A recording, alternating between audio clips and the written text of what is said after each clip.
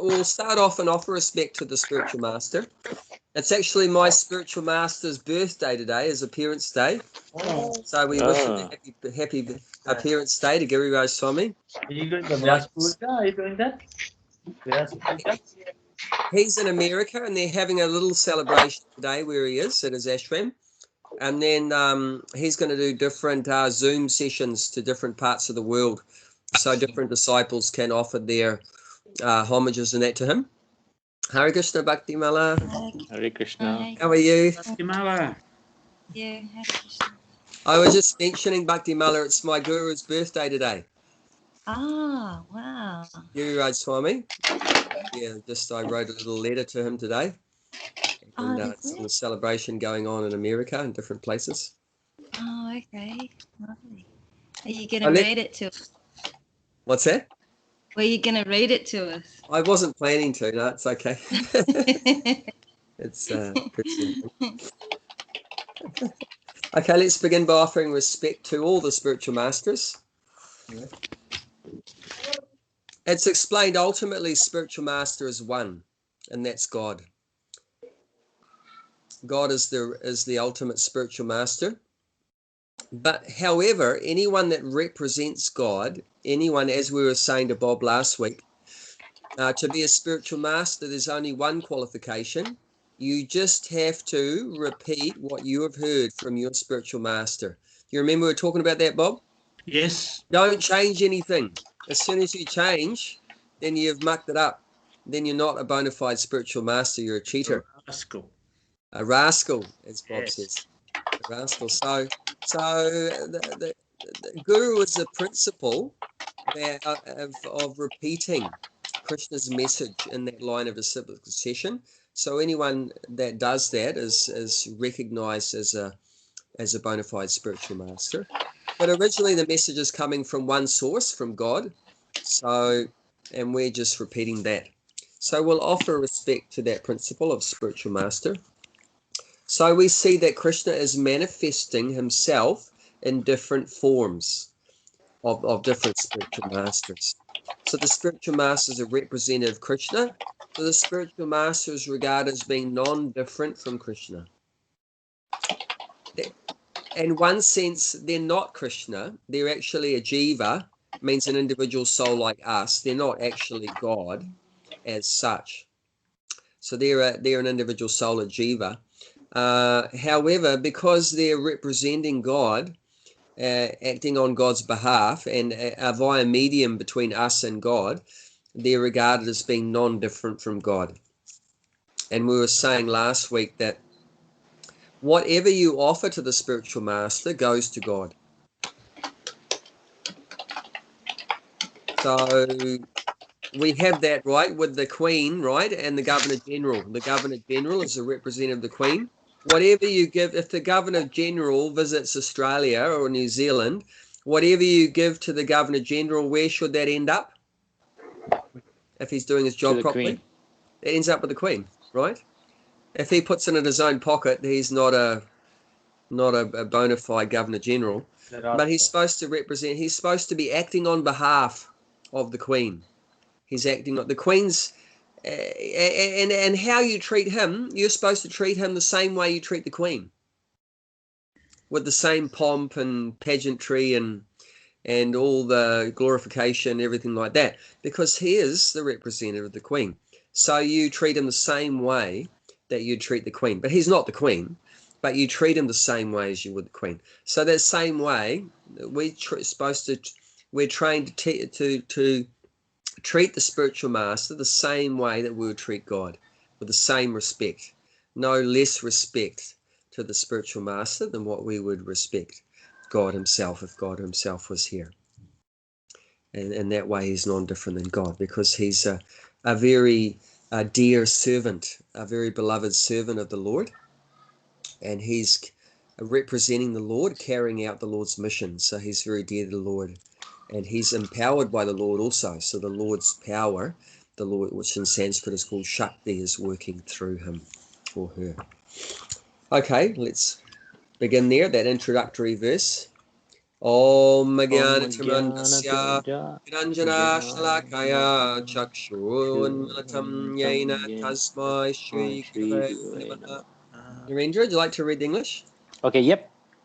I was born in the darkest ignorance, and my spiritual master opened my eyes with the torch of knowledge. I offer my respectful obeisance unto him. Hello, Josh. Hey, Josh. Hi, Josh. Hello. Hello. Afternoon. I felt bad last week, Josh, because Yeah. your picture popped up on the screen, and I figured later on that you wanted to say goodbye, and I just, as usual, just kept talking really fast, and you maybe didn't get a chance to say. So sorry about that. And then you disappeared, and I thought, oh no, I've lost Josh. No, I had someone come for a class, so I had to go fairly quickly. I figured. But next time if that happens, just butt in. Don't be shy. Just butt in and say what you want to say. Okay. And that goes for any of you. If there's something comes to mind, you have a burning question or something comes up, or you want to share something, just butt in and say, hey, bye, I've got something to say or whatever. And feel free to do that anytime. I think I'd like to say that too, because a couple of weeks ago Bob had a bit of a turn and he didn't tell any of us, and he just took himself off the computer. So I'd like to say next time that happens, can you tell us so we can make sure, because you were alone too, so that wasn't good. Yeah. Yeah. Can you hear Claire in the background going, yeah, she's going? Yes. Yeah. You're going to be setting a good example for us, Bob. Come on. Okay, so let's continue where we left off. So last week we were discussing my favorite verse in the Bhagavad Gita, one of my favorites, chapter 4, text 34, which is all about the spiritual master. So just a bit of a recap there. So what we have been going through for many weeks is talking about different kind of sacrifices. So hopefully you've all understood very clearly the real meaning of sacrifice by now. And of course, there's different kinds of sacrifices. Why? See, sacrifice means an activity that we do to please the Supreme. But why there are different kinds of sacrifices? Because there's only one Supreme, right? One absolute truth. So why different kinds of sacrifices? To appease the Supreme. Yeah, it's meant all the sacrifices are meant to please the Supreme, but why so many varieties? So I think it's because you are given option of using either your body, your knowledge, or intelligence, and whatever you can use to actually easy for you to actually sacrifice. You can use those. So your possessions, your intelligence, or your mind and body. Yes, yeah, very good. So we can offer different aspects of ourself. We can offer the body in sacrifice, offer the mind, the intelligence, so forth. And Sarah, she's joining in, but just audio, not visual. And she said because different kinds of people.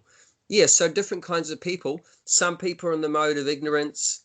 Some people are more in the mode of passion. Some people in the mode of goodness. Some people very attached to the body, so they'll engage that. Some people more working with the mind like that. So they'll get more jnana yoga, speculation like that. So different kinds of people, different natures. So because we're at different levels, and we've mentioned that before, right? Just like education, there's one education, but within that, you've got so many different levels of education, haven't you? You've got, Primer 1, Primer 2, Primer 3, and you've got Standard 1, Standard 2, Standard 3, and then you've got intermediate, and then you've got graduate, postgraduate, high school, university. So many different levels within that one broad spectrum of education, but you've got so many different levels. Someone's 5 years old, they've got one level of consciousness. Then you've got the 6-year-old is a bit higher, 7-year-old, 8-year-old, like that. So we're got so many different levels of consciousness and realizations and everything. So therefore, so many different kinds of sacrifice, different kinds of yoga, like that. But one supreme, one absolute truth. It's all being directed to the same source, like that. So, and Krishna had mentioned that two basic categories, sacrifice of your possessions, and then a sacrifice for the purpose of pursuing knowledge, for achieving knowledge. And Krishna says that, and I think it was 4:33, that of the two, the sacrifice in pursuit of knowledge is better. So that's more better. Rather than just sacrificing your possessions, I'm going to give away my house and give away my money and give away my car and give food to the poor and things like that. Better than that is a sacrifice that brings you to a more knowledge, a higher level of knowledge. And then, of course, the next question is, well, where do you get that knowledge from? Where do you get that transcendental knowledge from? And that comes in 4:34, from the spiritual master. From the spiritual master.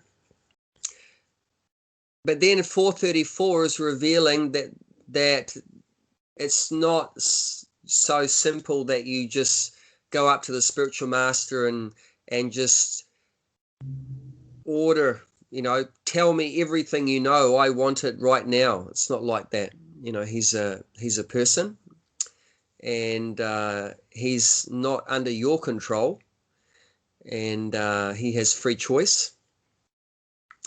And he's going to be very selective what knowledge he gives to who. So that's mentioned in that verse. What's mentioned in the verse? What's the attitude of the disciple? And also what's the characteristic? Yeah, let's talk about that. What's the character mentioned in 4:34? Tadvadi pranipatena pariprashnena sevaya upadekshanti te gyanam gyaninas tatvadashana. So what's the characteristic of the spiritual master from that verse? And what's some characteristics of the disciple from that verse? Please tell me.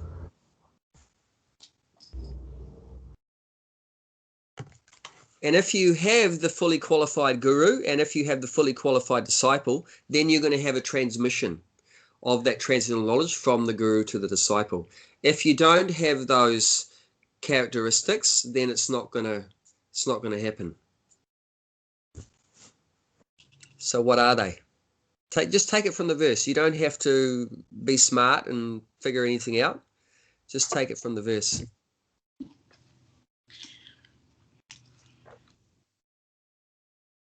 You mean to be submissive to the guru? Yep, so that's one of the qualifications, the characteristics of the disciple. But especially as submissive in terms of the questions should be inquire submissively. So inquire means questions, right? You're asking. Yes. So the disciple should ask questions, not that you just sit in front of the spiritual master like a stone, and you never ask anything. You never ask any questions. No, you should. That's the characteristic of a disciple. It means you should be inquisitive. Should be inquisitive. What sort of questions?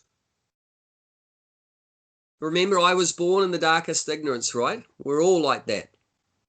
We're all coming from that background. And are we going to be satisfied with that we're ignorant? A real human being, what do you want to do in that situation that you find yourself ignorant? You're just going to be satisfied with remaining ignorant?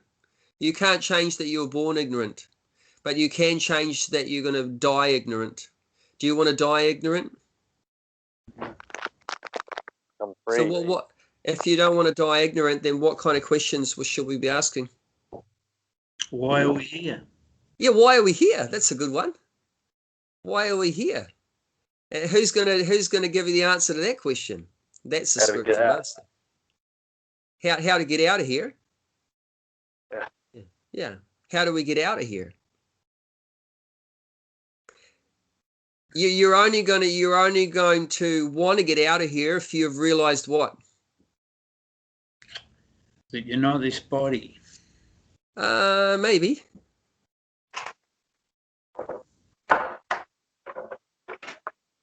Well, I'm having a great time. I'm having a great time here. Then you're not going to want to get out of here. You'd only want to get out of the material world if what? If you've realized what? Suffering. Suffering. Yeah. You know, another question is that a person would be asking is, why am I suffering? And then also the understanding that this material world is full of suffering, that we would want, then how do we get out of the suffering? How do we get free from the suffering? How do we get free from the material world? And then what Bob was saying, that we're not the body, well, we don't know that because we're ignorance, but we are wanting to know, who am I? Because we're not sure, are we? We're not sure in ignorance who we are. I mean, it seems like we're the body, but things that happen make us wonder, are we more than just the body? Like the body's just chemicals, right? The body's just chemicals, and chemicals generally don't have consciousness, right? We say dead matter, it's just dead matter. So how is it that this body made of dead matter seems to have consciousness? Doesn't it? It has awareness. If someone stands on my foot, I know all about it. I go, ow, that hurts. Like from our toe to our head, we have there's an awareness of the pleasure and the pain of the body. So that sort of brings questions to mind. Well, if the body's just dead matter, it's just chemicals which don't have any life, but this body has life in it, well, where does the life come from? Where does the consciousness? And a lot of thoughtful persons have been pondering on that question and other questions since the beginning of time. I actually put that question to my father in an email recently, and that blew every brain cell in his head. He said, you asked me, you said those questions, and it gave me a headache, and I couldn't sleep that night. I felt bad, he wasn't ready for those kind of questions. Actually, those are the most basic questions. I mean, we may take it for granted now. They're the most basic questions, but for most people in today's completely brain dead society, then it's just way over the top. It just doesn't register. It goes right over the top. But he's super intelligent. He's not a stupid guy. He's been an engineer and, successful businesses, made millions of dollars, and he built his own house, a beautiful house, and he's come up with these very fascinating gardening design systems and everything. But the very basic spiritual questions of transcendental knowledge, like who am I, and understanding where consciousness comes from and that we're not the body, just doesn't get it. Just doesn't get it. And there's reasons why he doesn't get it, and that's another whole subject. Why we can't understand these basic things. Only one life. And part of the reason why he doesn't get it is because of bad karma. That immediately disqualifies you for a lot of transcendental realization. There has to be some purification before we can understand these even most basic things. And if you're implicated in activities that the Supreme's not very happy with, then he's not going to allow you to understand anything. So like that, so bad karma comes into that equation too. How much you're going to understand, because it's mercy, really. You can only really understand these things if you're allowed to understand them. So it's not just our endeavor that counts in the equation. It's how much mercy you have. And that can be partly due to past purificatory activities. We call in Sanskrit samskaras, purificatory activities. And on the other side, if we've been engaging in a lot of horrible activities, ugra karma, like animal killing and intoxication and so forth, then that lowers the consciousness. One of the reactions of that is our consciousness is lowered, and then you can't understand even these most basic things. So getting back to the point is that's one of the qualifications of a disciple, submissive inquiries. So it should be very questioning. A disciple should be someone that wants to get out of ignorance, approach the absolute truth, should be very inquisitive, should want to get the answers to their questions. They should have questions and they want to get the answers. But it's how they present the questions should be very humbly, very submissively questioning, not challenging. You tell me right now. I want to know. You have to. You must. Like that. Or, or just finding faults. Oh, I don't agree with what you said. No, I think differently. Like that. So just challenging and arguing is not going to help us to get transcendental knowledge. So we should ask very humbly. It means you're asking the question for the purpose of wanting to know. You're not asking a question just to create an argument. Isn't it like now in New Zealand, the elections are coming up soon. And what are the politicians on all the sides doing? They humbly requested. No humble requesting. It's just challenges after challenges, after arguments, after fights, verbal fights and challenges and arguments. And they're very aggressive, so aggressive, and they're just poking each other like anything and trying to find some way to create a fight, a verbal fight like that. What's that? Cat and dog fight. Cat and dog fight. It's like that. So you can't get anywhere spiritually with that kind of approach. Make a fight with the spiritual master and prove that you know more than him and everything like that, and try to make him into a fool or something like that. Or it's gonna backfire, and you're not gonna get any knowledge. So, but very humbly, I ask questions, but very submissively. You genuinely want to get answers.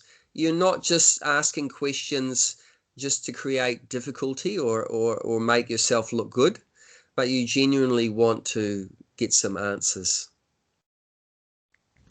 And so what are some other qualifications mentioned there?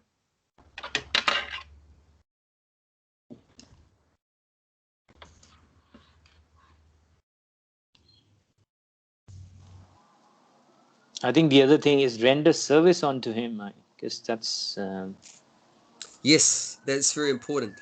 So you're asking questions, but not just questions, but you're also wanting to do some service, render some service. You try to please the person, try to render some service.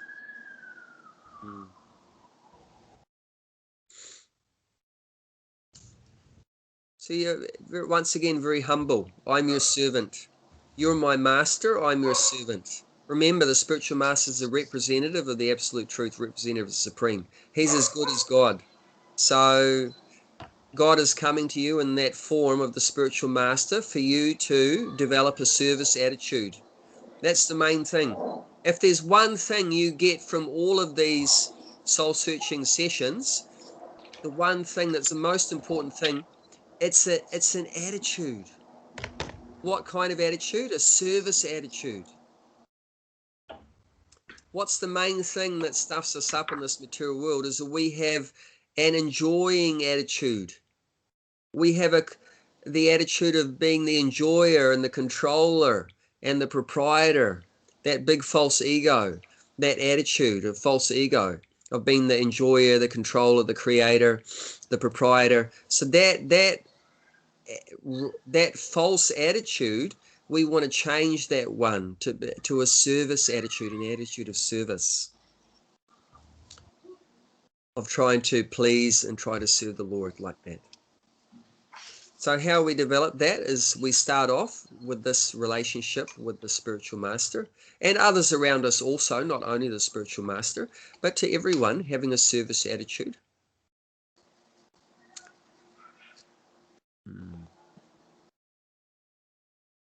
And then the qualification of the guru, as mentioned in this verse. It must be the bona fide spiritual master. Yeah, but what is the qualification of the bona fide spiritual master? Self-realized. They're self-realized. They know that they're not the body. They know that they're a spirit soul. And not only do they know that they're a spirit soul, they know that the spirit soul is a... What does a spirit soul do? Just float in space? No. Okay, you know you're a spirit soul, but what does a spirit soul do? Okay, say you know aham brahmasmi. I am a soul. Okay, very good. Okay, I am a soul. I'm an eternal soul. Okay, but what does the eternal soul do? Run the body. If you take it out of the body, body is not going to function. Okay, the spirit soul's out of the body. You're liberated. You're out of the body. But then what do? Just float in space? Float in light? Not the body. The dharma of the soul is to serve Krishna. Yes, very good. Very good. The dharma, or the natural characteristic, the eternal characteristic of the soul is to render service. To render service. So the spiritual master has realized that, self-realized. They know that they're a soul, and they know the soul is a servant of the Supreme. So naturally the spiritual master is engaged in bhakti yoga, in bhakti yoga. And as mentioned here, they have seen the truth. That's why you can get this knowledge from them. That's why you can get this knowledge from them, because they have seen the truth. They have seen Krishna. So this is a very elevated platform. It's a very high platform. They've actually come to the point where they can see God. So it means they don't just have theoretical knowledge of God. They don't just have theoretical knowledge, but they have realized knowledge. They have realized knowledge. Interestingly, I heard a conversation, Prabhupada speaking on this point about seeing God. One person was asking, the pure devotee, does that mean that he sees God everywhere? Does that mean that when he's like looking out at the around him, he's not seeing the trees and the animals and everything and the people, and the buildings and everything? He's just seeing Krishna everywhere. Like he just, instead of seeing the tree, he's seeing Krishna, or instead of seeing the building, he's seeing Krishna. Wherever he looks is just Krishna, Krishna everywhere, Krishna. And Prabhupada said, no, it's not like that. He said that he's saying that this is Krishna's tree and Krishna's animal, Krishna's dog, Krishna's cow. This is Krishna's bird. This is Krishna's house. This is Krishna's car. These are, Krishna's children. So like that, he's seeing everything in relationship with Krishna. He's never forgetting Krishna for a moment. Everything he sees reminds him of Krishna. Like the devotee would see the sky. And what color is the sky? Blue. And if a devotee sees a blue color, what does he remember? Krishna. It's Krishna's blue. Yeah, Krishna's blue. So like that, everything reminds the pure devotee of Krishna. Just like Narendra has children. So whenever the devotee sees his children, he's seeing that, oh, these are Krishna's children.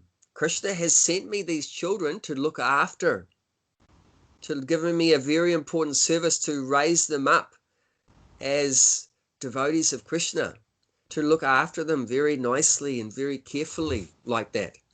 Or, you know, if we have a wife, this is not my wife, but no, this is Krishna's Lakshmi, Krishna's goddess of fortune.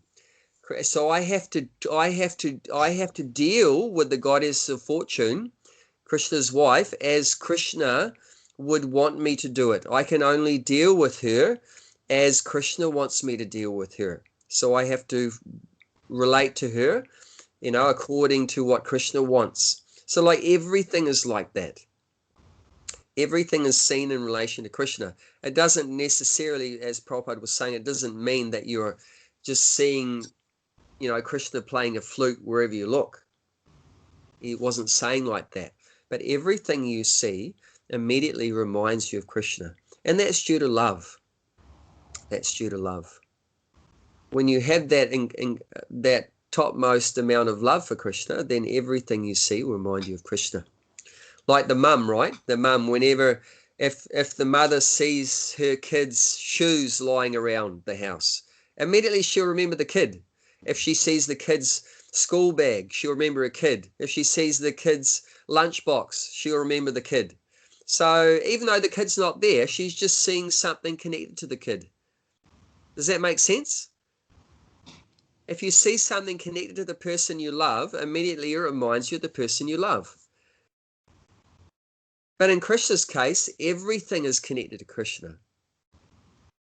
Everything is connected to Krishna.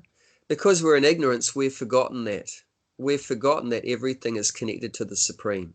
But everything has a relationship to the Supreme. So what we're learning in the next verse, let's go to the next verse, which explains, okay, so we develop a relationship with the spiritual master, and we're learning transcendental knowledge from the spiritual master. But what is the essence of what we're learning from the Guru? That's explained in this verse, chapter 4, text 35.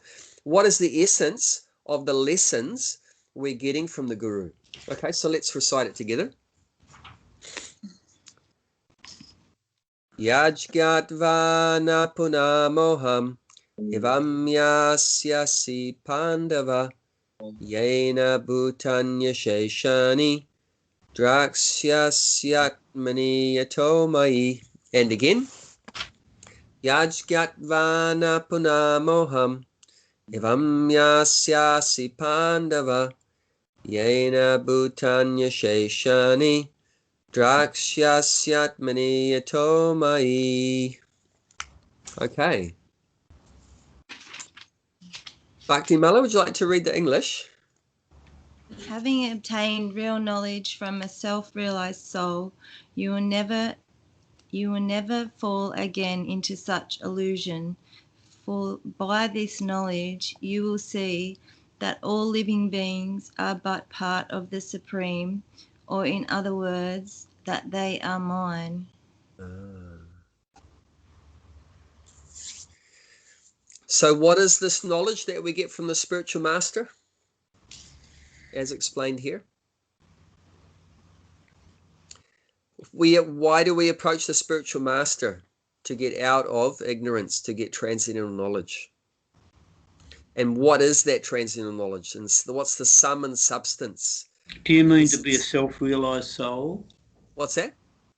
Is the answer to be a self-realized soul? Yes. When you said, what do we get out of it?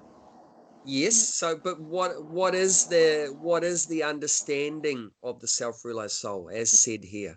We're all parts of the Supreme.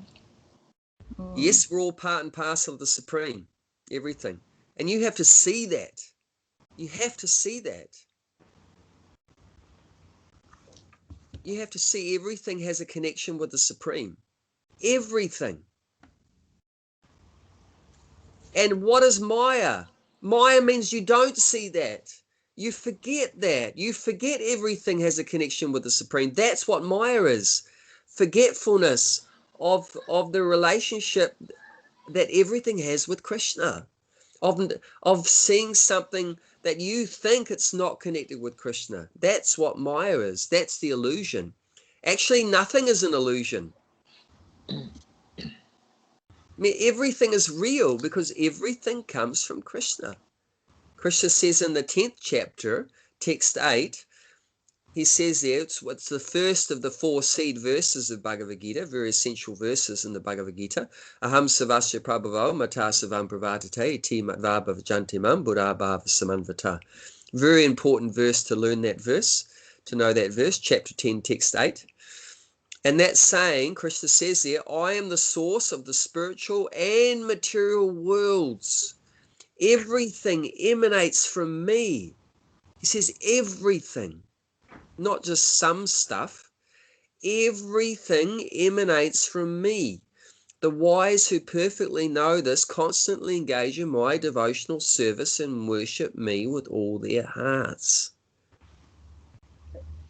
So everything is real. Even the material world, it comes from Krishna.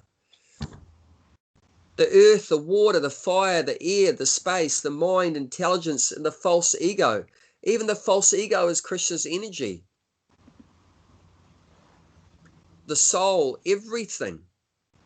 The house, the car, the money, all the women, all the men, all the kids, all the old people, all the animals, all the plants, all the fish, everything. All the most terrible people, the nicest people. The black people, the white people, the Christians, the Muslims, the Hindus, the atheists, everything has a relationship with Krishna. Everything comes from Krishna. So that's transcendental knowledge, is to see that and always remember that. To never get into Maya again. What does it mean to get into Maya? Of forgetfulness of Krishna, not seeing something's relationship with Krishna, and thinking, and forgetfulness of its relationship with Krishna, thinking, this is mine. This is mine, for me to enjoy. And we exploit, isn't it? And that forgetfulness of Krishna, what do? In forgetfulness of Krishna, we exploit the material energy, which is actually Krishna's property, Krishna's energy, but we exploit Krishna's energy, thinking that it's mine. But actually Krishna says here that everything's mine. But in Maya and illusion, we think it's not Krishna's, we think it's mine, and we think it's for us to enjoy. And that's explained in the 15th chapter. Text number, this is the 15th chapter. Prakritistani Kashiti.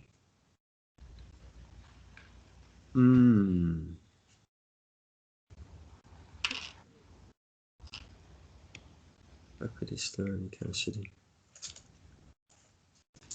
I'm getting it. Oh, yep. Oh, text 7. 15th chapter, text 7. You can flick over to there.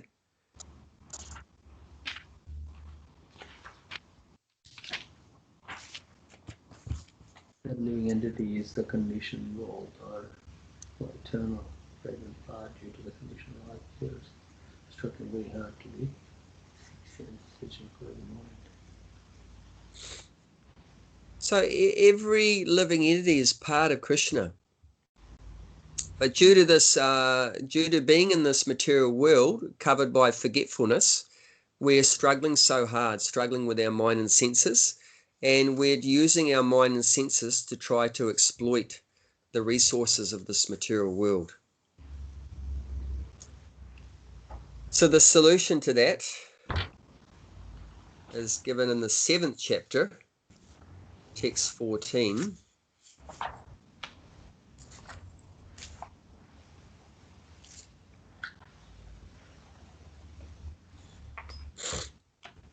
Who'd like to read that? Chapter 7, text 14. The divine energy of mind, consisting of the 3 modes of material nature, is difficult to overcome, but those who have surrendered unto me can easily cross beyond it.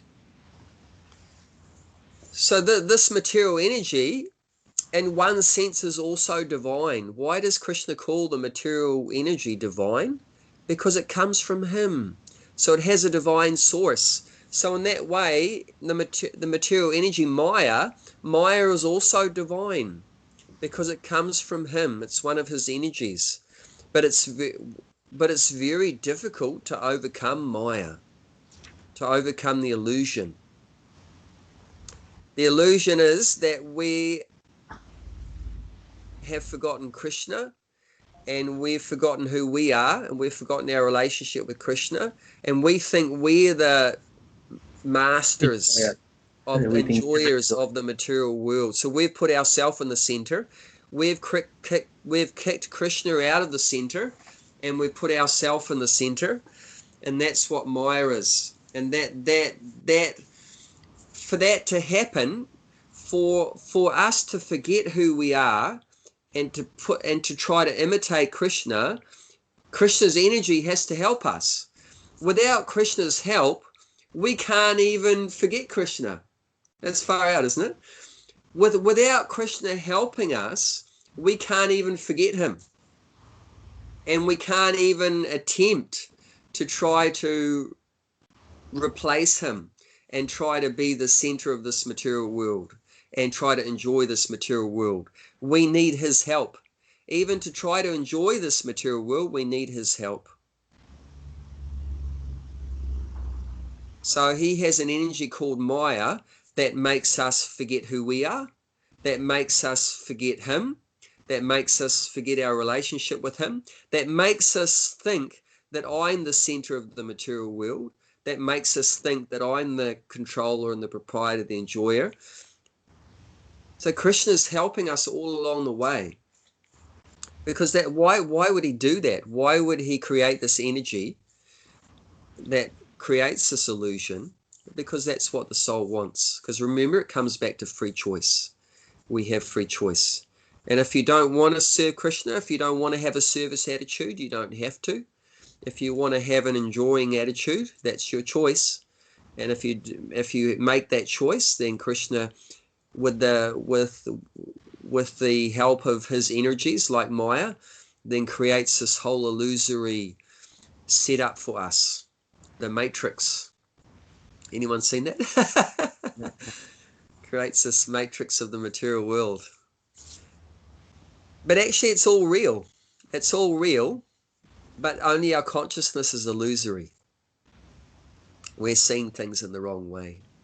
So with the help of the spiritual master, we can see things in the right way again, that everything in this world has a relationship with the Supreme, and we can reconnect it with the Supreme through service. We engage everything in the service of the Supreme. So instead of using the house and the car and the money and the woman and everything for my enjoyment, we use the same things, but we use it for Krishna's enjoyment. And that spiritualizes everything again. So it goes from being matter to spirit again. Because remember, ultimately everything's spiritual. Does that make sense? Yep.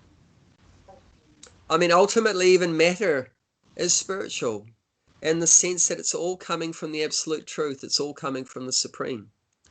Prabhupada explains it in one place.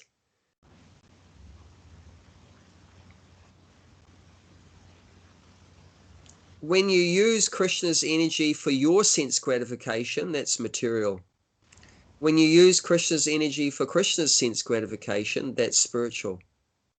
That's spiritual energy. So we call it material when we use it for our sense gratification. That's called material. And if you use it for Krishna's sense gratification, that's called spiritual.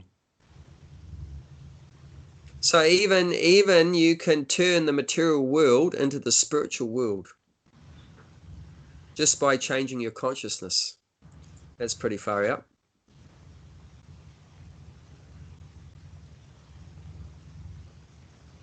Prabhupada said that when he was talking to the devotees in one temple in Los Angeles in America.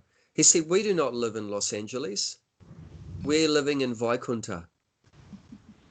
You know, Vaikuntha is a Sanskrit for the spiritual world.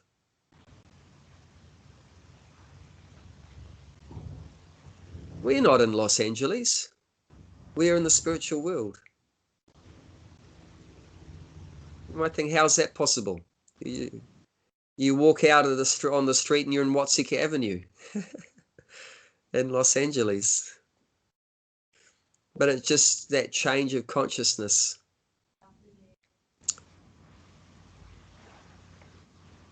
Prabhupada's always talking about Krishna and glorifying Krishna and looking at Krishna and worshipping Krishna, and his whole consciousness is absorbed in the spiritual world. So for him, there is no material world. For him, everything is a spiritual world. And for any one of us, that choice is there. We can spiritualize wherever we are, in New Zealand, in Australia, wherever. So it's our choice whether we're in the material world or in the spiritual world. So I said, well, as soon as you change your consciousness over and see, like this verse is saying, where we're reading now, 435,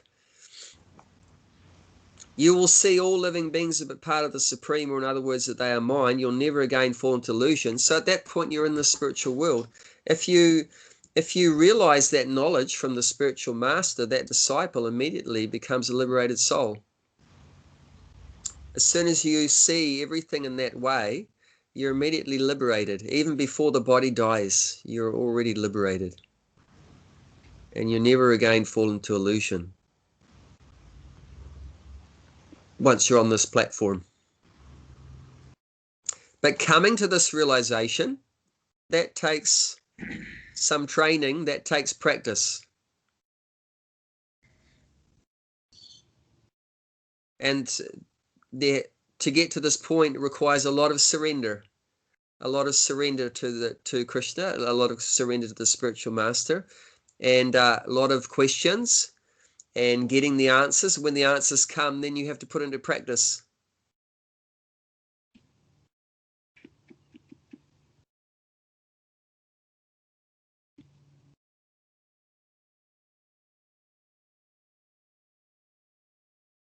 So when the answers come, like the spiritual master will say, we'll chant 16 rounds Hare Krishna mantra every day. That requires surrender, isn't it? Yes. That's not easy. Is everyone prepared to do that? No, we said they're not. What's required to get to this point of seeing everything in relationship with Krishna? Then is say no meat eating. And you have to do that. And no intoxication, you have to do that. And no illicit sex, no gambling, you have to do that. Like that. And then you have to read these books. And you have to do that. First of all, you keep them on your shelf in your house. That's the first step. And then you have to read them. And, you know, all of them. And thoroughly, like we're doing. Study them. You know, every day. Like that. So it's not cheap. It's not cheap. You know, to get to this point where you never forget Krishna for a moment and always remembering him 24/7. Even in your dreams, you don't forget him. You know, that's not cheap. This is the process of bhakti yoga to bring to that point. But if you want to get to that point, this is what this process can offer. If we want to come to this point, then you have to decide, is that what you want? Do you want to get free from illusion, or do you want to stay in illusion? If you want to stay in illusion, we'll do whatever you like. But if you want to get free from illusion and you want to see Krishna everywhere all the time, you always want to be in that state of self-realization, then this is the process. Bhakti yoga is the process for that. Bring us to that point. And this is the topmost perfection of human life. And only human life can give us this opportunity. See, the dog and the cat and the cow and the pig and the birds and the fish can never achieve this point where they never fall into illusion and they're seeing everything as part and parcel of the Supreme. or as belonging to Krishna. They can never do that. Only a human being can do that. So this is the opportunity, that the topmost opportunity we have in human life is to come to this point. So let's read the purport. So, Abhay, Yes, Bob. can I just point out, we haven't read the purport for 34 yet. No, we did. We did. We did? We did. We finished it. Okay. We finished it. Righto. Sorry. Apologies. Okay. We did. We finished it. So now we're 35. But if you haven't heard it last week, or even if you have, read it again, because this one has got the secret of success in spiritual life in this purport. Okay. Sorry. Okay. What's the secret of success? To find a spiritual master, do you mean? No. To The put Krishna secret of first? success is spiritual life. Prabhupada says here. Do you want to know what the secret is? It Yeah. won't be secret anymore if I tell you, right? I promise I won't tell anyone. Don't tell anyone. No, actually, you can tell. The secret of success is satisfaction of the spiritual master. Prabhupada mentions here satisfaction of the self-realized spiritual master is a secret of advancement in spiritual life. And then the next question is, how the hell do I satisfy my spiritual master? And that's given in other places. Prabhupada explains, by following his instructions. So that's not very airy-fairy. That's not very, shades of grey. That's black and white. It's something very tangible, something very clear that we can do to satisfy the spiritual master. Whatever instructions he gives, we should try to follow those instructions. So try to follow them. And to follow him submissively and humbly. Yeah. And that's what humility means. One time Prabhupada actually gave that as a definition for humility. Gave what as a definition? That humility means to follow the instructions of your authority. That's far out, huh? I think, that's what humility means, to follow instructions of the spiritual master, of your authority. Yeah, because if you're actually, humble means you feel you're small, right? If you realize that you're tiny, that you're small, you'll do what the big person says, right? Yep. Right? If you actually feel small, then you'll do what the boss says. But the problem is we're so puffed up. The opposite of humility is pride. We think we're big. We think we're great. So someone else tells us what to do. And we say, get lost. I'll tell you what to do. Don't you tell me what to do. How dare you tell me what to do? I'll tell you what to do. Because we think we're very great. We think we're very big. And that's what pride is. So the opposite of that is humility. That we feel ourselves very small. When you actually feel yourself small, what's the evidence? What's the evidence that you're actually feeling small? The evidence is that you will do what you're told to do by your authority. And if you don't do what you're told to do, that's the evidence that you're puffed up. That's the evidence that you're proud. Can I ask something in relation to this? Yes. That I wanted to ask about service. Yep. We're supposed to render service, but we're not pure enough to render service to Krishna. So we serve Krishna's servants, and we're actually servants of the servants. And I want to know, in regards to that, if we're serving devotees,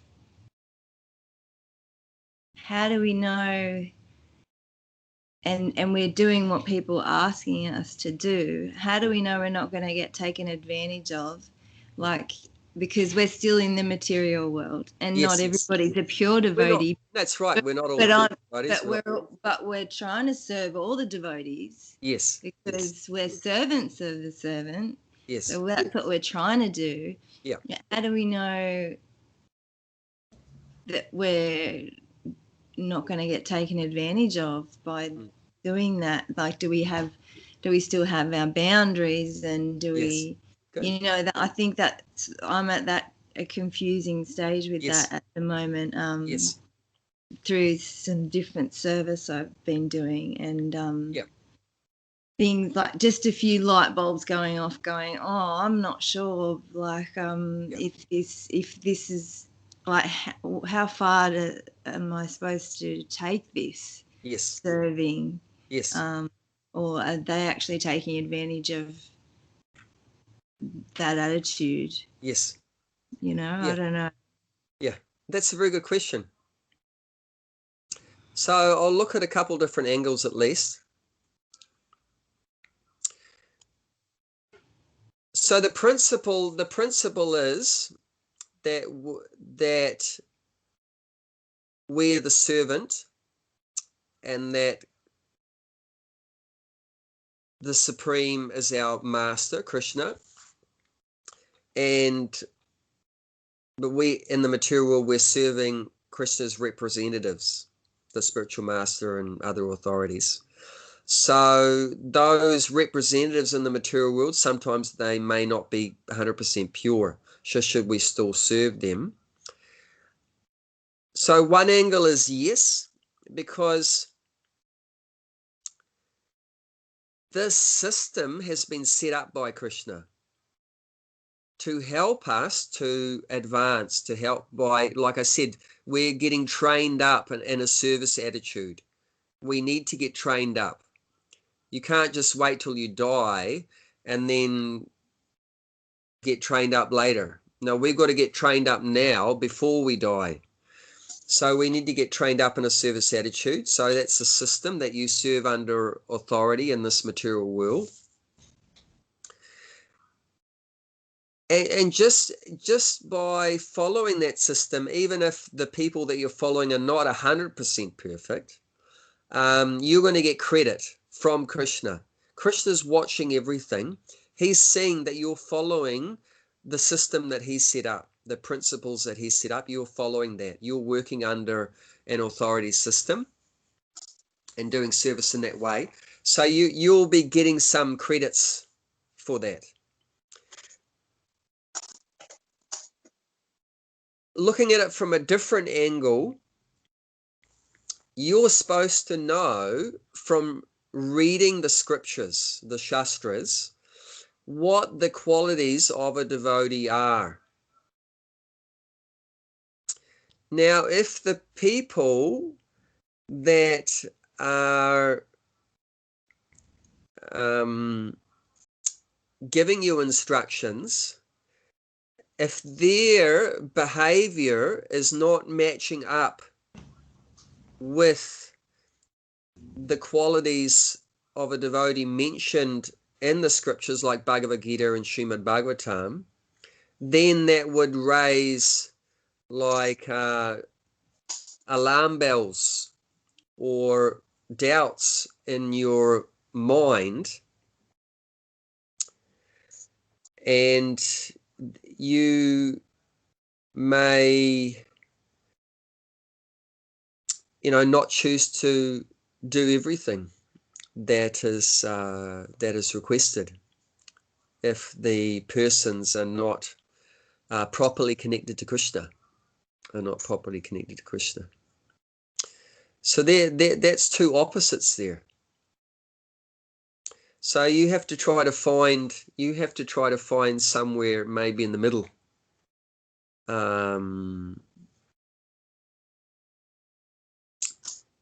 That even, like I said, even they're not perfect, but you're following Krishna's system, so he'll be pleased, and that you're serving in the best way, capacity you can. However, if the people that you're serving become very deviant or whatever from what Krishna wants, then you may choose not to continue serving them, or you might just serve them to a lesser degree. But you have to see, even if the people are not themselves are not perfect, what they may be saying to you to do, like the person's not perfect, and they're saying, "Oh, please come and let's do some kirtan together and chant together, or let's come and pick some flowers to make a garland for Krishna." So there's nothing wrong with those things that they're saying. They're engaging you in service. They themselves may not be completely perfect, but what they're asking you to do is perfect. You know, they're asking you to chant, asking you to help cook something, asking you to make some garlands, you know, ask you to clean the temple or something like that. So what they're asking you is nothing wrong with that. They're engaging you in service, but they themselves may have so many faults. But we don't have to worry so much about what level the person's on, because how do you really know exactly everything about the person? But Krishna knows. Krishna knows where the person's at, and Krishna's the judge of everyone. We're not the judge of everyone. We should rather work on ourselves and try to improve ourselves, and don't try to be too critical of other people. One time Prabhupada's guru said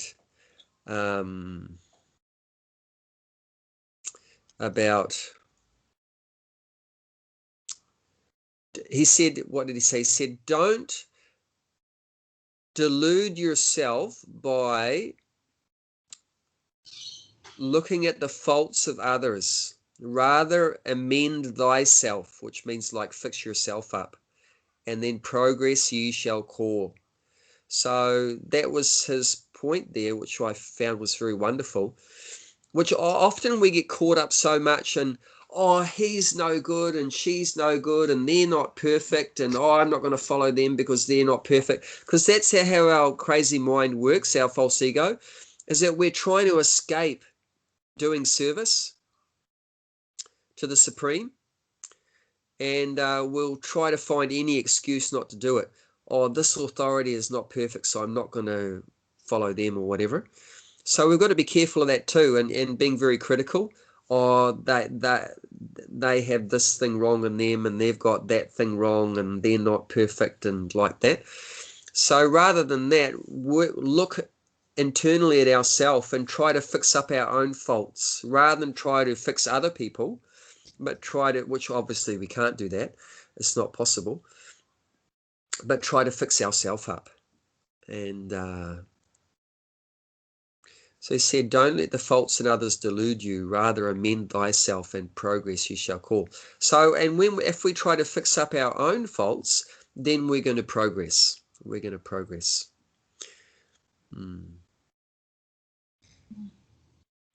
Does that make sense? Yeah. That was a good question. It's a very good question, very good question. And it's not a clear-cut answer. And it really depends on the case-to-case things.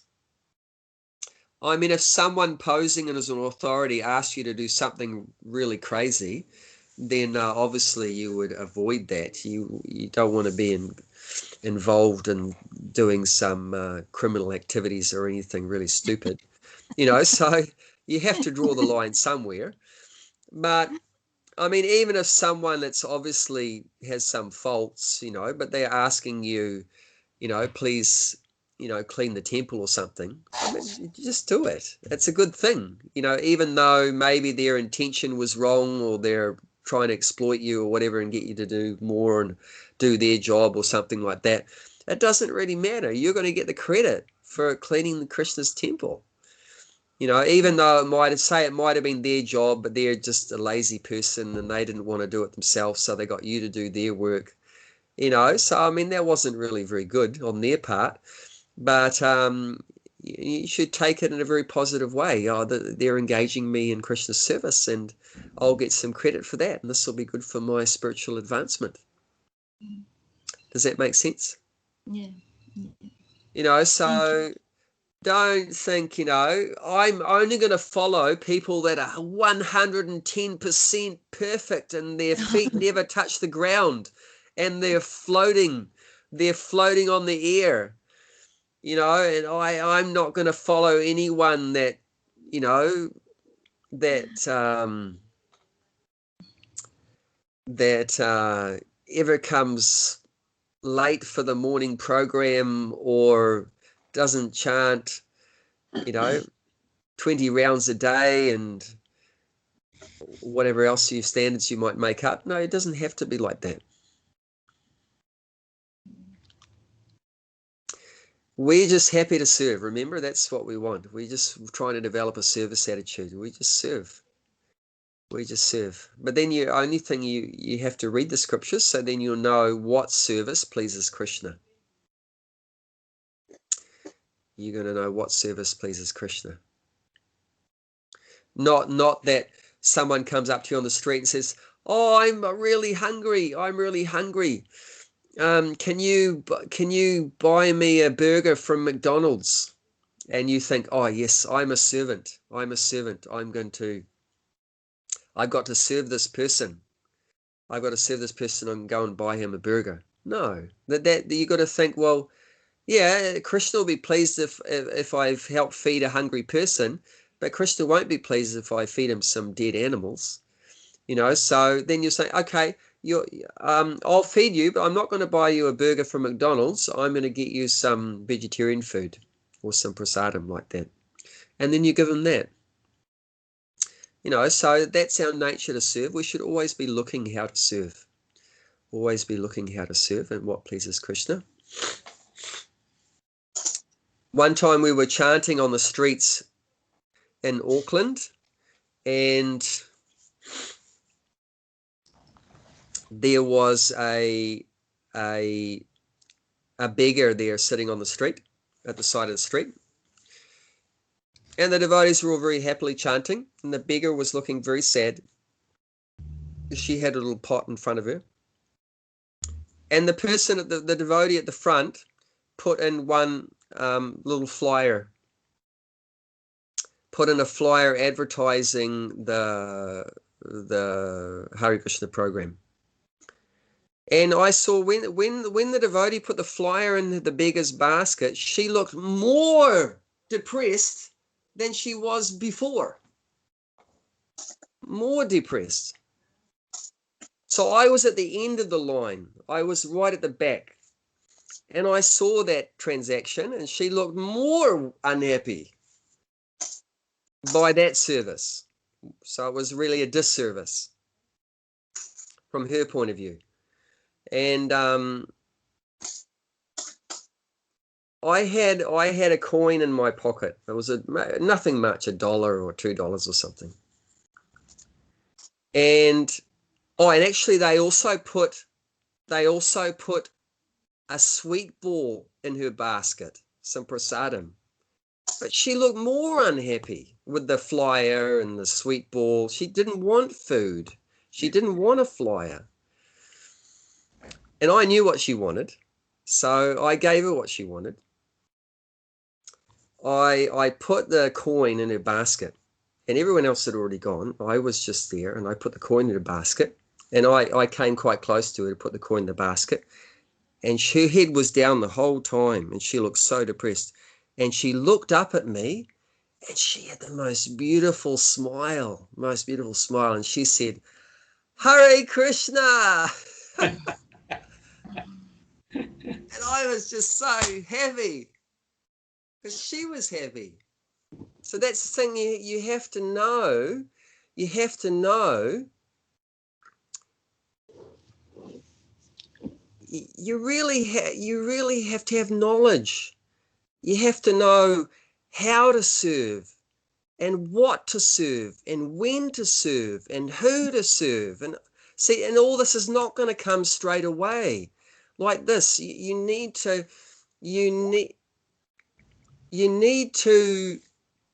oh, Sarah's laughing. She's laughing at that story. So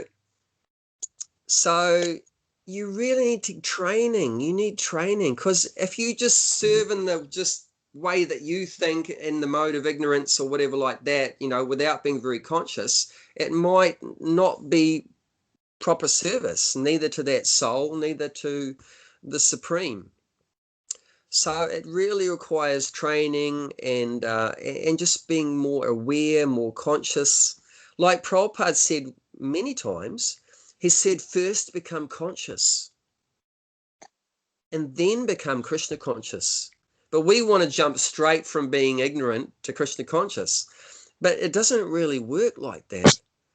And what does it mean, you know, first become conscious? Well, it means you've got to be in the mode of goodness. And mode of goodness, what's the mode of goodness? The symptoms of the mode of goodness is knowledge. You need knowledge. And that's the whole point here. This 4th chapter is called Transcendental Knowledge. You need knowledge. You need transcendental knowledge. And then you're not gonna get that in 2 seconds. You know, you got to read the books, and then you got to keep hearing from the spiritual masters, the devotees speaking, and just keep hearing, keep asking questions, getting more answers, which leads to more questions, which leads to more answers, which leads to more questions and more answers. Like this one, our main book, the Srimad Bhagavatam, those 18 volumes is just questions and answers between 2 devotees over 7 days. 18,000 verses in those 12 cantos. 18,000 verses spoken between a king who was a devotee and a brahmana who was a devotee, King Parikshit and Shukadev Goswami. And the king was asking the questions, and the sage, the brahmana, was giving the answers. And that's so much transcendental knowledge. It's just those questions and answers. So we need to be exposed to those kind of things, and then put it into practice, and then you slowly get realizations and step by step. Are you prepared to make the sacrifice? That's the question. Yep. Lots of questions, lots of answers. And then how to utilize all that. But if you try, and if you're very humble and you have a service attitude, Krishna will help you. And don't worry, it might seem overwhelming, but all you have to do is you just try to follow those instructions. Just try to follow those instructions from the spiritual master. And as long as you try, that's the main word, T-R-Y. You just have to try. If you don't try, you buggered it up right from the beginning. If you don't try, you just have to try. And if you just try to follow those instructions, Krishna will help. He's in your heart. He will help you in your heart. He is going to give you intelligence from within your heart. We've looked at that before. That's chapter 10 and text number 10 and 11 of the 10th chapter is explaining how Krishna's in your heart, and he's going to help you, give you intelligence, Buddha Yoga. And also Krishna outside of you, who comes in the form of, could be anyone. Krishna coming to help you from outside. Could be in the form of your Diksha Guru, your spiritual master, initiating guru, or your Shiksha Gurus, which is unlimited of those, anyone that's helping you in spiritual life. Or it could be even just some stranger or something. Like we've mentioned how you can even learn from nature. You can even get many good instructions from nature. Krishna can help us to get lessons from in so many ways. But we just have to try, that's all. Okay, so let's read the purport in 15 minutes. We have. Okay, who wants to start it off? Yeah. Was that the only call I got yesterday? Fantastic. Yeah, it's been quiet lately. Yeah. Okay, who wants to start reading? I'll go first if you like. Please. Okay, the result of receiving knowledge from the self-realized soul, or one who knows things as they are, is learning that all living beings are parts and parcels of the Supreme Personality of Godhead, Lord Sri Krishna. The sense of an existence separate from Krishna is called Maya. Maya, I think. Maya. Oh, sorry, Maya. Right. Maya. Yeah. Some think that we have nothing to do with Krishna, that Krishna is only a great historical personality, and that the Absolute is the impersonal Brahman. Factually, as it is stated in the Bhagavad Gita, this impersonal Brahman is the personal effulgence of Krishna. That means light, the personal light from Krishna's body. The personal light, is it? Okay. Effulgence means light. Effulgence, yeah. So the impersonal Brahman, that spiritual light that radiates everywhere, that's just the effulgence or the light from Krishna's body. So the light from Krishna's body fills up the entirety of the whole creation, that light, which is called the Brahman. So Brahman is an all-pervading light. But what is the source of that all-pervading light? That is actually Krishna's body itself. From Krishna's spiritual body, that light pervades everywhere.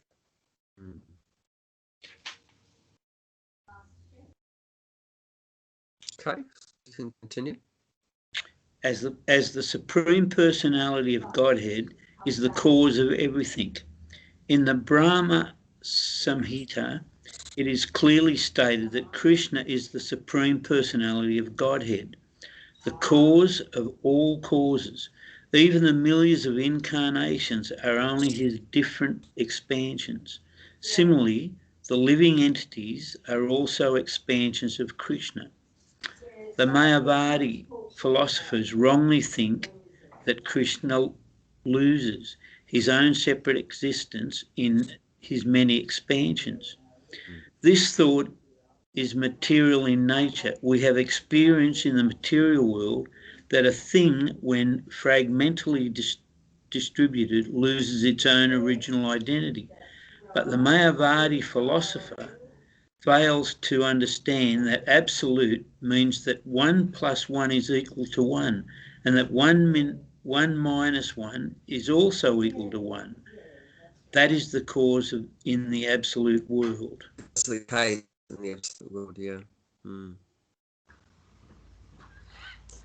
So there's a class of transcendentalists that think that the absolute truth is this all-pervading light. And they think that when Krishna comes to this world, he's just an ordinary person and he's just a temporary manifestation of this light. But that's not actually the truth. Actually, like we've mentioned, this light is just one aspect of Krishna, is the light from Krishna's body.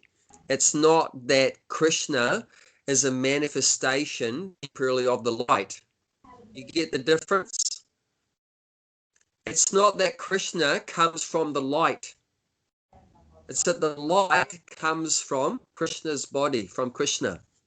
There's no difference between Krishna's body and Krishna.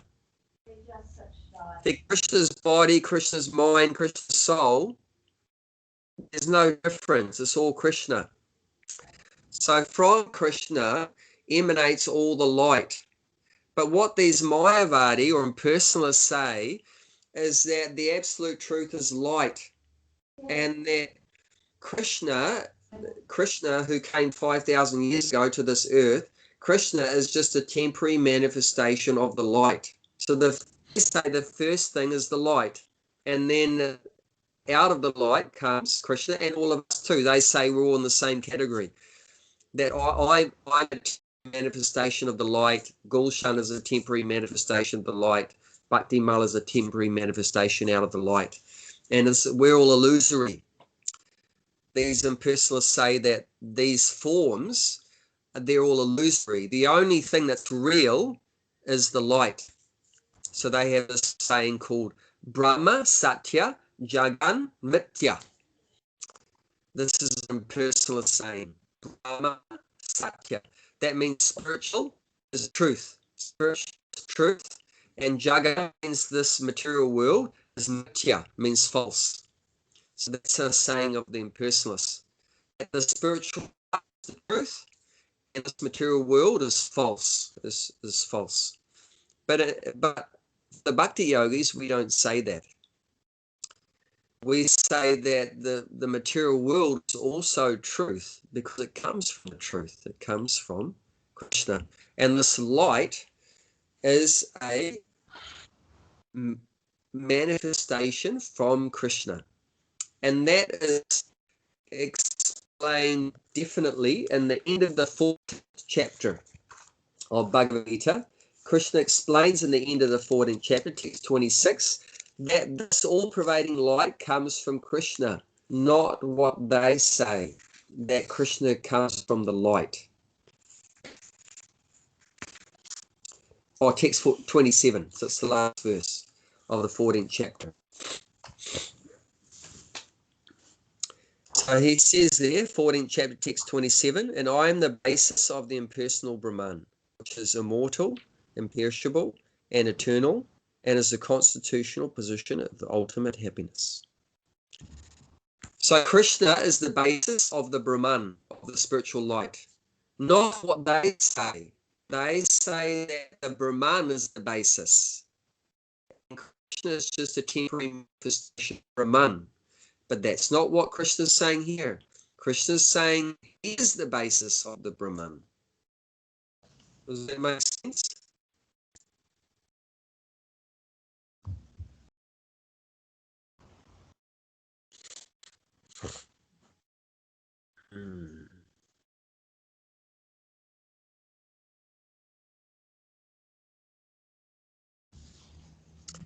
Another thing they say is that,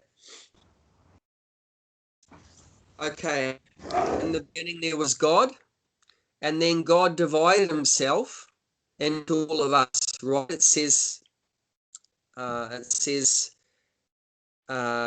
here that we're all parts and parcels, that we're all parts and parcels of the Supreme, right? Okay, so there was a Supreme, and then the Supreme divided himself up into all parts and parcels, right? So then Prabhupada points out, normally with a material object, when you divide it up, what happens to the original object? Like if you have a pizza, right, and you have one pizza, you divide it into 10 pieces, right? Parts and parcels, right? So you cut it up into 10 pieces. What happens to the original pizza? Perishes. It perishes. It's gone. It's not, doesn't exist anymore. So what my personal say, that when God divided up into all the unlimited parts and parcels, the amshas, amsha means part, which is unlimited parts, then the Supreme dissolved, it perishes. But here, Prabhupada's making the point, no, the Supreme is absolute. It's not, the Supreme is not material. That's a material example. Yes, we agree with material things. If you divide it up, the original whole is gone.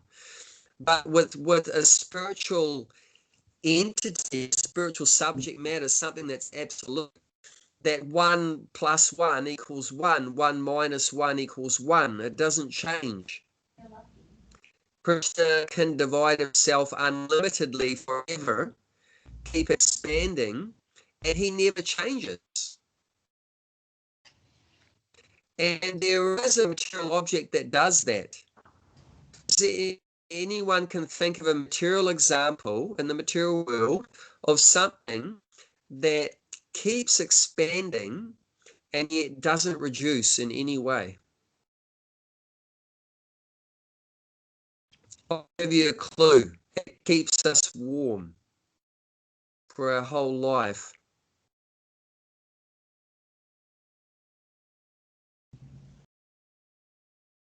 What keeps us warm? Our whole life. It's not a trick question. What keeps us warm? The sun. Yeah, Sarah's saying the sun. She got it.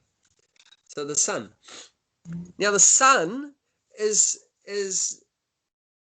radiating out its own energy, right? Unlimited. You can't imagine how much energy the sun is giving out. But is the sun reducing anyway? Is the size of the sun reducing? Is the heat potential or light generating potential being reduced in any way? Is it in any way reducing? It's been doing that for millions of years. Just giving out energy, giving out. Is it getting any less? No. Actually, it says at the time of the dissolution of the universe, which is called pralaya, which will come up at the end of each day of Lord Brahma, there's a partial annihilation. At the end of Lord Brahma's life, there's a complete annihilation. And at that time of annihilation, the sun puts out 12 times the amount of heat. 12 times. Can you imagine? Everything is turned to a potato crisp. Everything will be burned. It can increase if it wants. It's not reduced anyway. So just the same way the sun can keep dividing its energy, giving away its energy, but it doesn't get any less. In the same way, Krishna can expand himself into unlimited living entities, but he's not reduced in any way.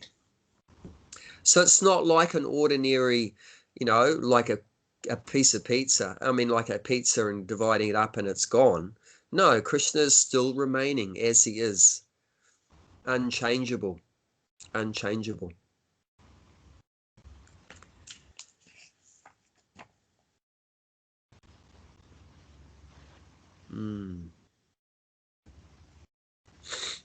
Okay, let's keep reading. Okay, 4, want. Who wants to read the next one? For want of sufficient knowledge in the absolute science, we are now covered with the illusion, and therefore we think that we are separate from Krishna. Although we are separate part of Krishna, we are nevertheless not different from him. The body difference of the living entity is Maya, or not actual fact. We are all meant to satisfy Krishna. By Maya alone, Krishna taught the temporary body relationship with the kinsman was the more important than what was it? Kinsman, yeah. It means like family, relatives, yeah. Was more important than eternal spiritual relationship with Krishna. The whole teaching of Gita is targeted towards this end. That is living being. The Krishna eternal servitor cannot be separated from Krishna, and his sense of being an identity apart from Krishna is called Maya.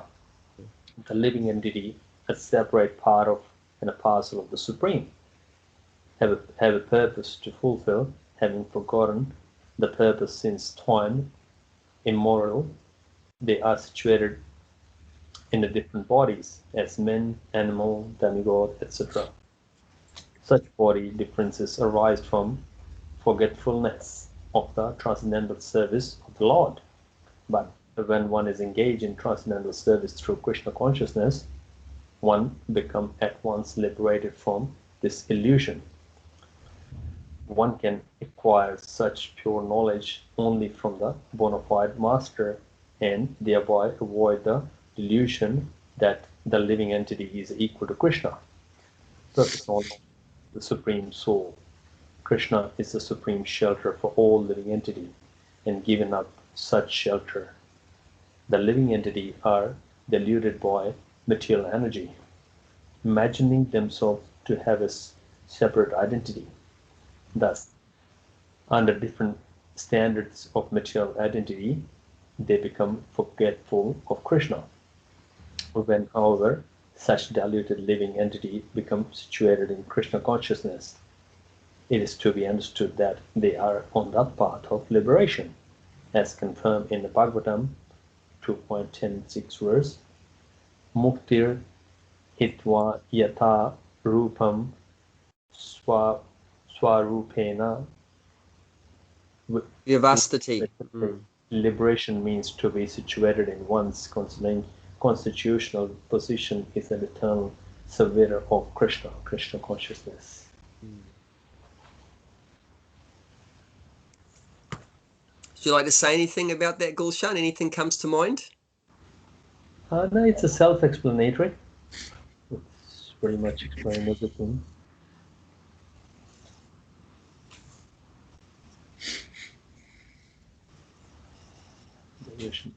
Anyone else want to say anything about that?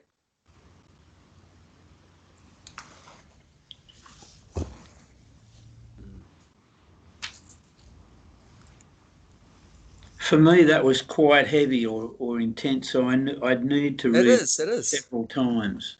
Yeah. Remember, this is the culmination of all of our learning from the spiritual master, that we understand this point, that we're not separate from Krishna. That's our Maya, that we're thinking we're separate from Krishna. And that it takes a lot of hearing again and again and again. How many times Prabhupada said, you're not this body, you're a spirit soul, you're a servant of Krishna. Why did he say it so many times? You think Prabhupada had nothing else to say other than that? No, because it's so slow to get into our thick head, because we're so engrossed in this bodily concept of life and this illusion, thinking that I am this body and that everything related to the body is mine and it's my family. They're my parts and parcels, isn't it? We think they're my parts and parcels. But what does it say here? The truth is that they're all Krishna's parts and parcels. We say my wife, my kids, my parents, my house, my country. We think my dog, my cat, my bird, my Aussies, my Kiwis. We think everything's my part and parcels. This is the illusion that we're under. But this illusion is what keeps us in the material world, which keeps us suffering and keeps us separated from Krishna. So we have to snap out of this. And this takes time because we're so conditioned to thinking in this way. So changing our thinking. A word I've really got to like recently and started to use it more is paradigm. Changing the paradigm is not easy. You know what paradigm is? No. That's like our way of seeing something. Our way of seeing something, our outlook is like our paradigm. And they have this word they call paradigm shift. So we've got to have a paradigm shift. We've got to change it instead of us being in the central point and looking everything in this world from our view, should have a paradigm shift and look at from Krishna's view.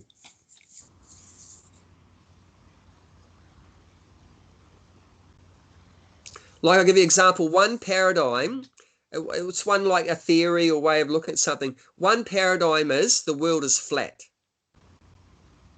And there was a time when people in the world used to think like that on the earth, that the earth is flat. That's a paradigm. That's a theory. That's a way of looking at things. And everything else is based on that paradigm, on that theory. And another paradigm is that the world is round. So if you go from one to another, that's called a paradigm shift. So our paradigm, what is the paradigm we're born in? That I'm the body. I'm a Kiwi. Or I'm an Aussie, I'm an Indian, I'm a man, I'm a woman, I'm black, I'm white. That's our paradigm. Everything you do in your life is based on that theory, based on that idea. But Krishna consciousness is a paradigm shift. I'm not the body, I am the soul. I'm not the center, Krishna's the center. That's a new paradigm. That's a new way of looking at things. That's a new theory. And that's what we're getting from the spiritual master. So when it says his sense of being an identity apart from Krishna is called Maya, yeah. So does the soul not have any, like the soul has, we all have individuality as souls. Yes. Do we not have any likes or dislikes? So we get to the spiritual world and we don't go, oh, I still would like to serve this way. We all just there's no likes or dislikes, and there's no identity as your soul. No, there is. That's a good question. I don't So know. no identity apart from Krishna. That doesn't mean we are Krishna. No, Krishna is an individual. We're an individual. But no identity apart from Krishna means that we're always dependent on Krishna. We're never independent from Krishna. That's what he means by no identity apart from Krishna. It means we can't exist without Krishna existing. Without Krishna's existing, we don't exist. Nothing will exist. That's right. So we don't have an identity apart from Krishna. Did you see what it means? Yeah, We don't have an identity apart from Krishna, because without Krishna existing, we don't exist. Our existence depends on Krishna's existence. Because Krishna is supplying us with water and sunlight and air and food, you exist in this body. If Krishna didn't give that stuff, your body doesn't exist. But even apart from that, your soul's existence, because you are part of Krishna. You're like the finger, and Krishna's the whole body. So we're all like little fingers or little parts, and Krishna is the whole. So there's no, like, can a finger have a separate existence from the body? No. No. I had a friend, the end of his finger got chopped off once, and it didn't exist after that. They tried to put it back on and they couldn't get it back on, so they just chucked it away. They just chucked it in the bin. So it has no value. It has no value separate from the whole. This comes to my next question, which was, I've been thinking about this one for a little while.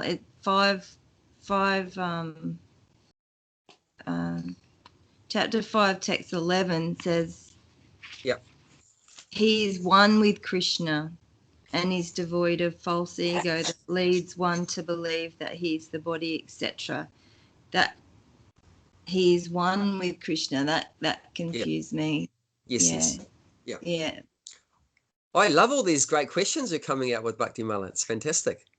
Very good. So we've talked about it before, oneness. So you've got two individuals, the lover and the beloved, the supreme and the servant. So, but the oneness is in the love. Like Krishna is only thinking about his devotee, and the devotee is only thinking about Krishna. So in that way, that's oneness. You've forgotten yourself. You're so absorbed in trying to please Krishna, you've forgotten yourself. You've forgotten your own existence. That's oneness. Krishna is so absorbed in serving his devotee that he forgets himself. In Krishna's pastimes, one time, Krishna was so absorbed in thinking about Radharani or Hare, that he tried to milk a bull. It means he was completely lost. He completely forgot everything. He tried to milk a bull because his mind was just thinking about Radha. And Radha's the same. She's always thinking about Krishna. So it's not that Krishna and Radha merged and became one. No, Radha is there, Krishna is there too. But they're just so absorbed in thinking about each other. That's real oneness. So oneness is created by love. But if you look at it from the Mayavadi, the impersonalist point of view, you've got all these individuals and they all merge and become light. Mm-hmm. But for us, that's a disaster. That's a disaster because there's no relationships anymore. There's no love. You don't have love where there's only one. You have love when there's 2 or 3 or 4 or 10, but you don't have love with one. Because love needs a relationship. Love means exchange, right? Give and take. So there's no love in just oneness. So if you merge the individuals into one, then you've lost. There's no bhakti. There's no bhakti. There's no love, and there's no enjoyment, because that exchange of love, loving service, that's what generates the nectar, the enjoyment. Like they say, Variety is the spice of life. Variety is the mother of enjoyment. These sayings are there. So variety is what generates the enjoyment, the relationships, some exchanges. See, our only criticism of relationships in the material world is because they're based on this temporary atmosphere. But we're not actually anti-relationships.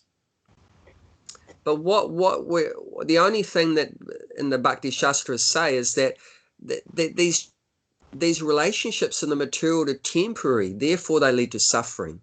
But if we have these relationships in the spiritual atmosphere where everything is eternal, then that's pure bliss. That's wonderful. So we're not trying to destroy that principle of relationships. We're just having the relationships in the wrong place in the material world. We just want to transfer ourselves to the spiritual world and have those relationships centered around Krishna. Our other mistake we make in the material world is we want to have relationships without a relationship with Krishna. And that's not possible. To have real happiness without a relationship with Krishna. So he should be the central point of all relationships. But there still will be other relationships in the spiritual world. You still have, in the spiritual world, there's still husbands and wives and children, and there's cows and peacocks and birds and horses and dogs and everything there. But the central point of all the relationships is Krishna. Whereas in the material world, you've got all those things, but Krishna's not in the picture. And that's why it doesn't work. We're not happy. But in the spiritual world, all those relationships are there eternally. But Krishna's in the center. That's all. We've just got to change. That's the paradigm shift. Krishna's out of the paradigm, out of the equation. We've got to put him in the middle. We're going to put him in the middle. We've put ourselves in the middle, and Krishna, we've tossed him out completely. So now a paradigm shift is we've got to put ourselves out of the middle and put Krishna in the center. And if you do that, you'll find everything works. Well, why change one paradigm to another one? Why change one theory to another one? Because the old theory doesn't work. They found it doesn't work. It doesn't work with the old theory that the world's flat. Because if the world's flat, eventually what would happen? You can test that paradigm. Okay, the theory is the world's flat. Okay, so how do you prove that it is or not true? Keep walking. If it's flat, eventually you'll fall off the end of it, right? But you do that with the earth, you don't fall off the end of it. Why? Because it's a circle. What happens when you go around a sphere? You can keep walking forever because you'll just go round and round and round and round and round and round and round and round and round. So then they realize, okay, it's not a flat plane. It's a circular. It's a sphere. So we've tried the paradigm that we're in the center and Krishna's nowhere. And how does that work out? What's the result of working according to that? It doesn't work. We become more and more miserable. So now try a new one and put Krishna in the center and you'll find out that it works. That you become happy and everyone becomes happy. So this is a science, as Prabhupada said. This is not a kind of faith. It's not a belief. It's a science. You put it into the theory. You make an experiment. You make an experiment. Follow a process in the experiment, and you'll get a result. You'll get a result, and then you'll know whether your paradigm, your theory, is correct or not.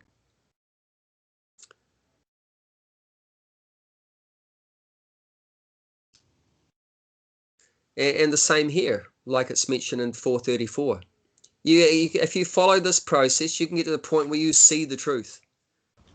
And there's no question, no doubts anymore, whether it's true or not.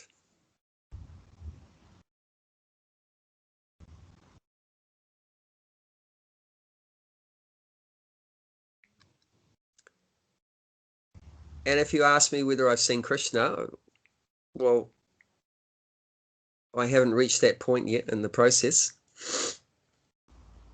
But I have tasted Brahman, like it mentioned in that 14th chapter, the last verse of the 14th chapter. Everything it describes there, I've tasted that one time. And that for me, that's, yes.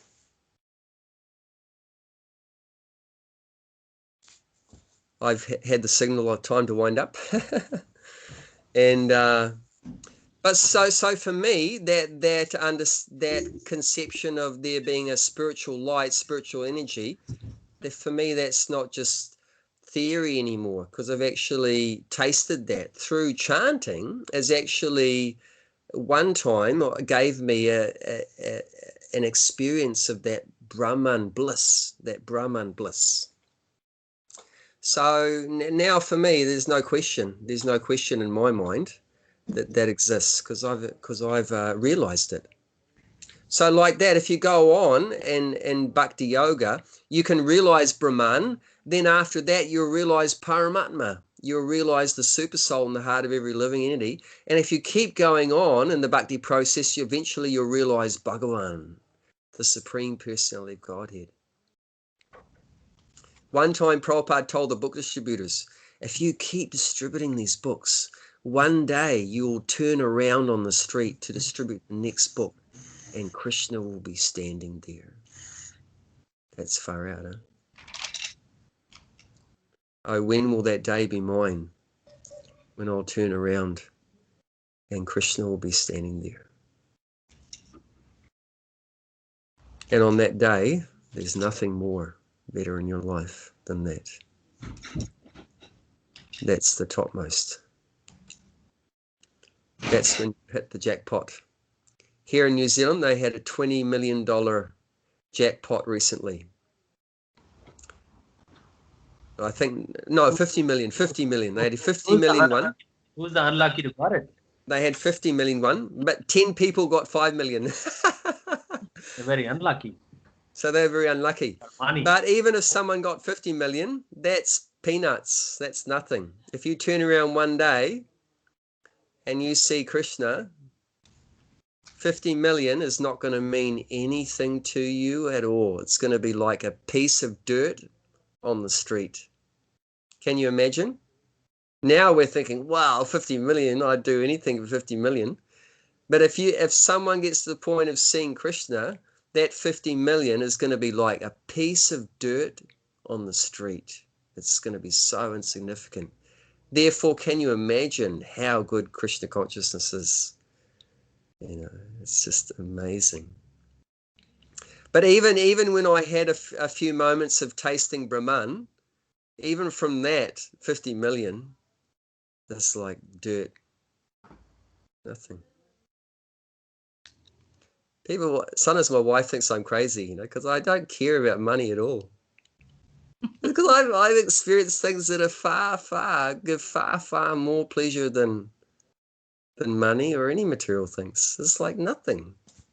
There's so much more happiness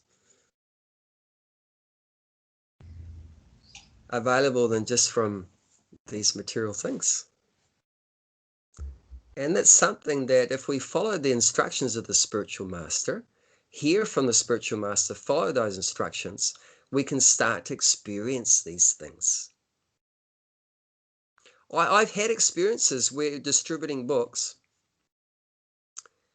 and there's like thousands of people like on Queen Street in Auckland or something, and you just get to a point, I've had it on points in some days, where just on the street, you just love everyone.